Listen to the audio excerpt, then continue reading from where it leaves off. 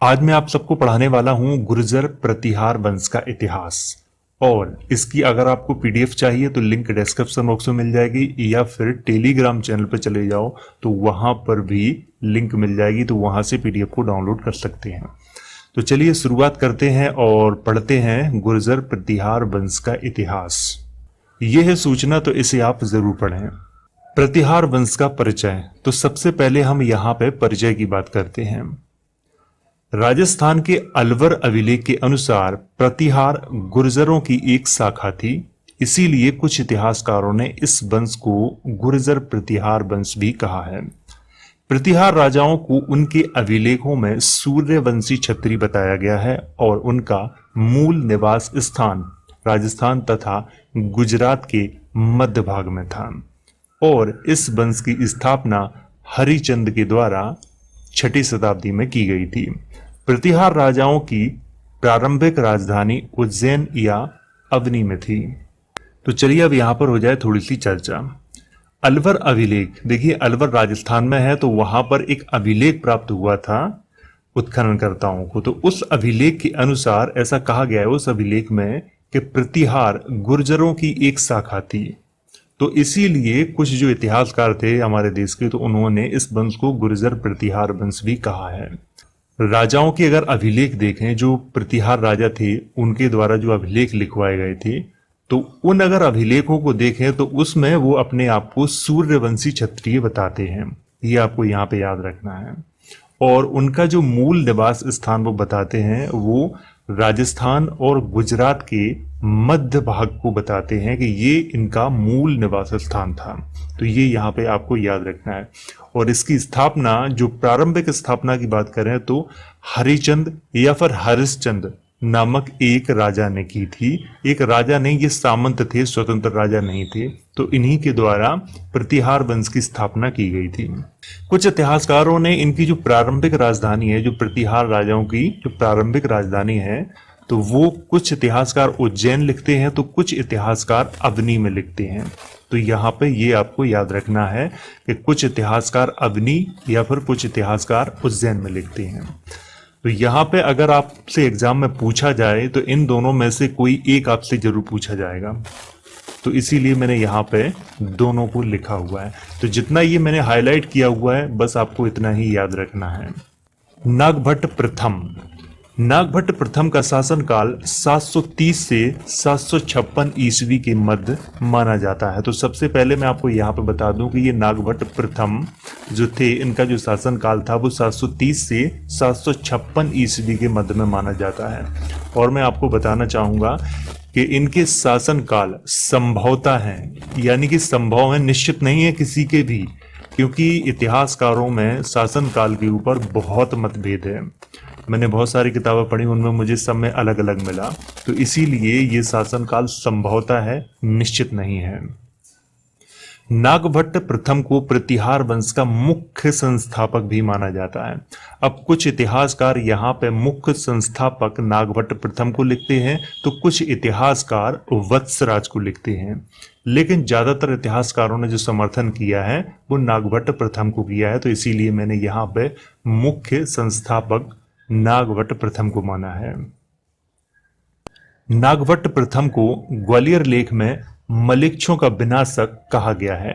देखिए ये मलेच्छों का विनाशक, ये मलेच्छ शब्द किसके लिए प्रयोग किया गया है, ये ना तो ग्वालियर लेख में बताया गया है और ना ही किसी ग्रंथ में बताया गया है। तो इसीलिए संभवतः किसी ऐसे व्यक्तियों के लिए किया जाता होगा जो 2-3 महीने नहाते नहीं होंगे और दिखने में थोड़े डरावने लगते होंगे, शायद उन्हीं के लिए ये प्रयोग किया गया होगा। तो मलेच्छों का विनाशक किसे कहा गया है, नागभट्ट प्रथम को। और कहाँ कहा गया है, ग्वालियर लेख में कहा गया है। नागभट्ट प्रथम को राष्ट्रकूट वंश के राजा दंती दुर्ग ने पराजित किया था। एक बात मैं आपको पहले ही बता दे रहा हूं कि प्रतिहार वंश के जितने भी राजा हुए, उनका सबसे ज्यादा झगड़ा या तो पाल वंश के राजाओं से हुआ है या फिर राष्ट्रकूट वंश के राजाओं से हुआ है। नागभट्ट प्रथम को मुख्यतः मालवा का प्रतिहार राजा माना गया है। यहां पर मैं आपको बता दूं कि कुछ इतिहासकारों ने नागभट्ट प्रथम को न तो उज्जैन का राजा और न अवनी का राजा, उन्होंने मालवा का प्रतिहार राजा लिखा हुआ है। तो ये यहाँ पे आपको याद रखना है। तो ये जितना मैंने हाईलाइट किया हुआ है बस इतना ही याद रखना है। 725 ईस्वी में सोमनाथ मंदिर को तोड़ने वाले अरब सेनापति जुनैद को राजस्थान के युद्ध में नागभट्ट प्रथम ने पराजित किया था। मैं आपको बता दूं कि 725 ईस्वी में सोमनाथ मंदिर को तोड़ दिया था एक अरब सेनापति थे जिनका नाम था जुनैद। जुनैद ने 725 ईस्वी में सोमनाथ का मंदिर तोड़ दिया था।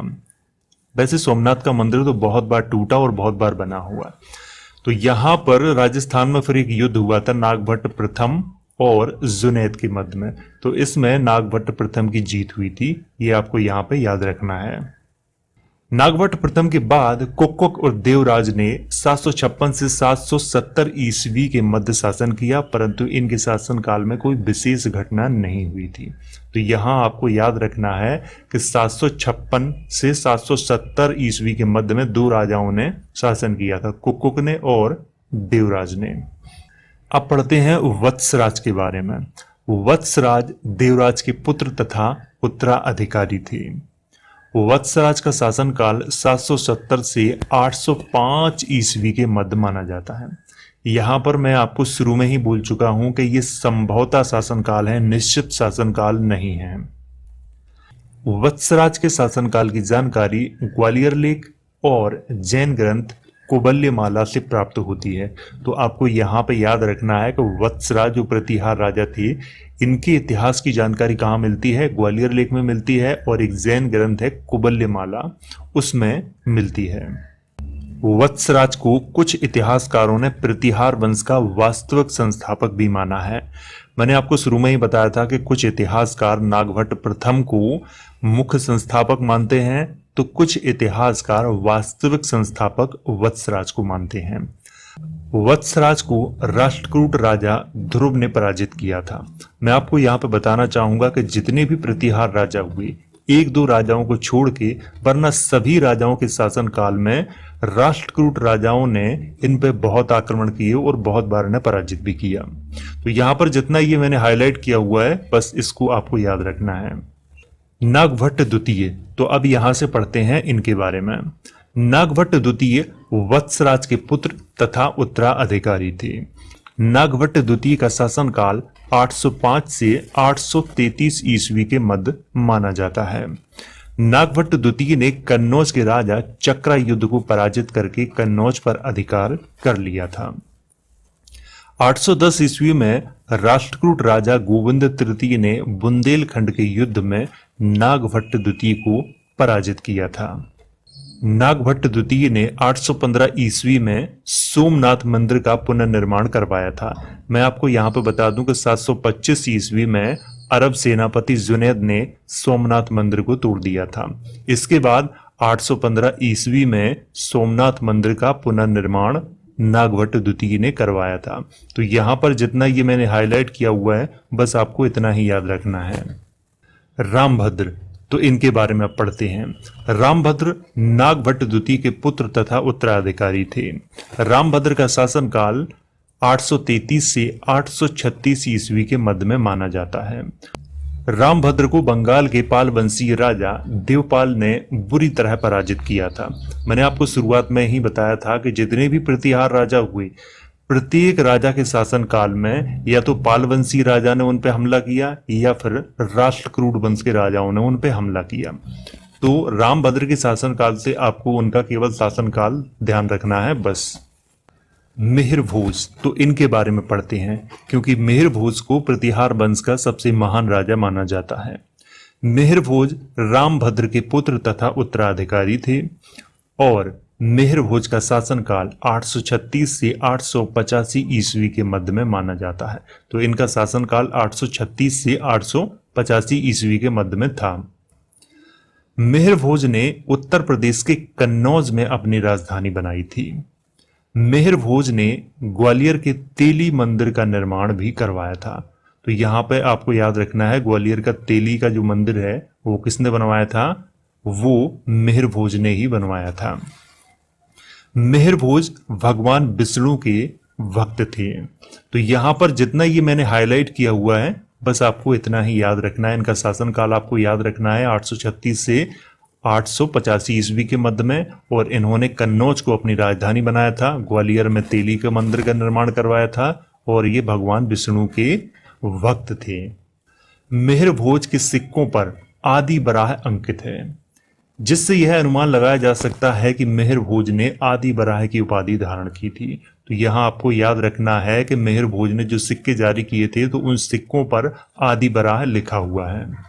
पाल वंश के राजा देवपाल और कलचुरी वंश के राजा कौकल ने मिहिर भोज को पराजित किया था, लेकिन कुछ इतिहासकार इस पर सहमत नहीं हैं। देवपाल ने पराजित किया था इस बात पर सहमत हैं, लेकिन कोकल ने पराजित किया था इस बात पर वो सहमत नहीं है। आपस में इतिहासकारों में बहुत सारे मतभेद हैं। मिहिर भोज को प्रारंभ में कई पराजयों का सामना करना पड़ा, परंतु अंत में मिहिर भोज ने अपने साम्राज्य को फिर से खड़ा कर लिया था। ये तो बात बिल्कुल सही है कि शुरुआत में मिहिर भोज को बहुत पराजयों का सामना करना पड़ा था, लेकिन अंत में मिहिर भोज ने अपने साम्राज्य को मजबूत कर लिया था।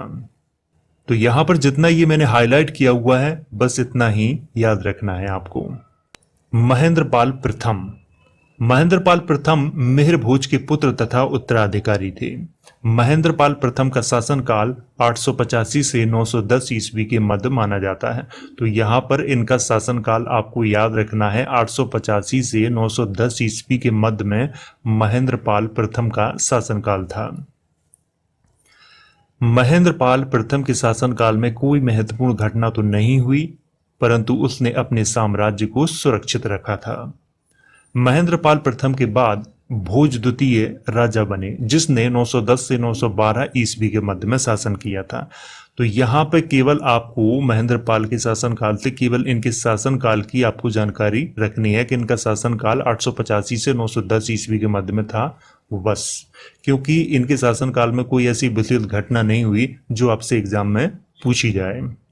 तो आप पढ़ते हैं महीपाल के बारे में। महीपाल का शासनकाल 912 से 944 ईस्वी के मध्य में माना जाता है। तो आपको यहाँ पे याद रखना है कि महीपाल का शासनकाल 912 से 944 ईस्वी के मध्य में माना जाता है। महीपाल के दरबार में संस्कृत के महान कवि तथा नाटककार राजशेखर रहते थे, जिन्होंने कर्पूर मंजरी, वाल रामायण, वाल भारत और काव्य मीमांसा नामक ग्रंथों की रचना की थी। तो चलिए अब यहाँ पर करते हैं थोड़ी सी चर्चा। मैं आपको बताना चाहूंगा कि राजशेखर के बारे में अब तक बहुत बार एग्जाम में पूछा गया है, तो इसीलिए इनको बहुत अच्छे से आप इनका रट्टा ही मार लो। इन्होंने कर्पूर मंजरी, वाल रामायण, वाल भारत, काव्य मीमांसा नामक ग्रंथों की रचना की थी। तो ये आपको यहाँ पर याद रखना है। और ये किसके दरबार में रहते थे? महीपाल के दरबार में रहते थे। लेकिन कुछ इतिहासकारों ने महेंद्रपाल प्रथम भी लिखा हुआ है। अब ऐसा क्यों लिखा हुआ है? क्योंकि महेंद्रपाल प्रथम के अंतिम शासनकाल में ये उनके दरबार में आए थे। इसके बाद ये महीपाल के दरबार में भी रहे थे। तो इनको यहाँ पे आपको याद रखना है, राजशेखर को। महीपाल के बाद महेंद्रपाल द्वितीय, देवपाल, विनयपाल, महीपाल द्वितीय और विजयपाल राजा हुए, परंतु इनमें से कोई योग्य राजा नहीं हुआ। तो आपको यहाँ पे याद रखना है कि महीपाल के बाद महेंद्रपाल द्वितीय, देवपाल, विनयपाल, महीपाल द्वितीय और विजयपाल राजा हुए थे। इनके शासनकाल में कोई भी ऐसा महत्वपूर्ण कुछ कार्य हुआ नहीं है, तो केवल मैंने यहाँ पर इनके नाम ही लिखे हैं बस। तो यहाँ पर जितना ये मैंने हाईलाइट किया हुआ है बस आपको इतना ही याद रखना है। अब पढ़ते हैं राज्यपाल के बारे में। राज्यपाल के शासनकाल 1018 ईस्वी में महमूद गजनवी ने कन्नौज पर आक्रमण किया और खूब लूटपाट मचाई, परंतु राज्यपाल ने उसका मुकाबला नहीं किया और कन्नौज छोड़ के भाग गया था, जिससे नाराज होकर बुंदेलखंड के चंदेल वंशीय राजा गंडदेव ने अपने पुत्र विद्याधर को भेजकर राज्यपाल की हत्या करवा दी थी। तो चलिए अब यहाँ पर करते हैं थोड़ी सी चर्चा। देखिए, राज्यपाल के शासनकाल 1018 ईस्वी में महमूद गजनवी ने कन्नौज पे आक्रमण किया था और खूब लूटपाट मचाई थी, लेकिन राज्यपाल कन्नौज छोड़ के भाग गया था और इसी से नाराज हो गए थे कौन? बुंदेलखंड के चंदेल वंशीय राजा जिनका नाम था गंडदेव। उन्होंने फिर अपने पुत्र विद्याधर देव को भेजा और राज्यपाल की हत्या करवा दी थी। तो ये बस जितना मैंने हाईलाइट किया हुआ है बस आपको इतना ही याद रखना है राज्यपाल के शासनकाल से। त्रिलोचन पाल, अब इनके बारे में पढ़ते हैं। त्रिलोचन पाल राज्यपाल के पुत्र तथा उत्तराधिकारी थे। त्रिलोचन पाल का शासनकाल संभवतः 1019 से 1027 ईस्वी के मध्य माना जाता है।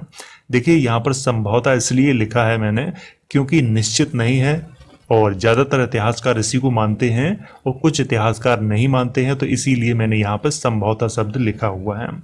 तो त्रिलोचन पाल का जो शासनकाल था वो 1019 से 1027 ईस्वी के मध्य में था। त्रिलोचन पाल के शासनकाल में फिर से महमूद गजनवी ने आक्रमण कर लूटपाट मचाई, लेकिन त्रिलोचन पाल ने महमूद गजनवी का सामना नहीं किया था। मैं आपको बता दूं, पहले राज्यपाल के शासनकाल में लूटपाट मचाई थी कन्नौज में, इसके बाद त्रिलोचन पाल राजा हुए, फिर से महमूद आया और फिर से लूटपाट मचाई पूरे कन्नौज में, लेकिन त्रिलोचन पाल ने महमूद गजनवी का सामना नहीं किया था। तो इनके शासनकाल से आपको केवल इनका शासनकाल ही याद रखना है और कुछ याद नहीं रखना है, क्योंकि विशेष कोई घटना इनके शासनकाल में हुई नहीं है जो आपसे एग्जाम में पूछी जाए। यशपाल, अब इनके बारे में पढ़ते हैं। यशपाल त्रिलोचन पाल के पुत्र तथा उत्तराधिकारी थे। यशपाल का शासनकाल 1027 से 1036 ईस्वी के मध्य में माना जाता है, लेकिन यह भी संभवतः है, निश्चित नहीं है। 1027 से 1036 ईस्वी के मध्य में किसका शासनकाल माना जाता है? यशपाल का शासनकाल माना जाता है। तो आपको ये यहाँ पे याद रखना है। यशपाल को गुर्जर प्रतिहार वंश का अंतिम राजा भी माना जाता है। तो ये आपको यहाँ पे याद रखना है कि अंतिम राजा किसको माना जाता है? यशपाल को माना जाता है। 1036 ईस्वी में यशपाल की हत्या गहड़वाल वंश के राजा चंद्रदेव के द्वारा कर दी गई थी और कन्नौज पर एक नए राजवंश गहड़वाल वंश का उदय हुआ था। तो देखो यहाँ पे मैं थोड़ा आपको समझा देता हूँ। पहले तो इनका शासनकाल आपको याद रखना है 1027 से 1036 ईस्वी के मध्य में इनका शासनकाल था और ये अंतिम राजा थे गुर्जर प्रतिहार वंश के। 1036 में क्या हुआ कि गहड़वाल वंश के एक राजा थे जिनका नाम था चंद्रदेव। तो चंद्रदेव ने 1036 में यशपाल की हत्या कर दी थी और कन्नौज पर एक नए राजवंश गहड़वाल वंश की स्थापना की थी। तो यहाँ पर जितना ये मैंने हाईलाइट किया हुआ है बस आपको इतना ही याद रखना है। और अगर आपको वीडियो एक बार समझ में ना आया हो तो आप जितनी बार चाहें उतनी बार देख सकते हैं। और अगर आपको इसकी पीडीएफ चाहिए तो लिंक डिस्क्रिप्शन बॉक्स में मिल जाएगी, या फिर टेलीग्राम चैनल पर चले जाओ तो वहां पर भी लिंक मिल जाएगी, तो वहां से आप पीडीएफ को डाउनलोड कर सकते हो। तो वीडियो अच्छा लगा हो तो लाइक करो और शेयर करो, और अगर आपका कोई सवाल है तो कमेंट करके आप मुझसे पूछ सकते हो।